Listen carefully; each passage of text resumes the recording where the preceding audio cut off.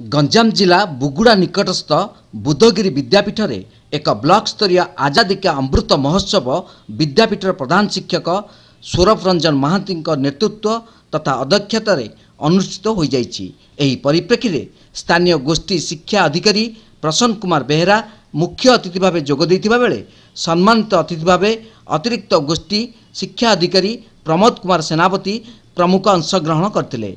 एही अवसर रे ब्लॉक रा समस्त हाईस्कूल अष्टम नवम एवं दशम श्रेणी छात्र छात्री माने अंशग्रहण करी स्वाधीनता आंदोलन समय रे जातिर पिता महात्मा गांधी सह ओडिशा केउ केउ संग्रामी माने सहयोग करथिले तांकरी जीवनी विषय रे किछि उल्लेख करी अवस्थित अतिथि मानकु प्रदान करथिले।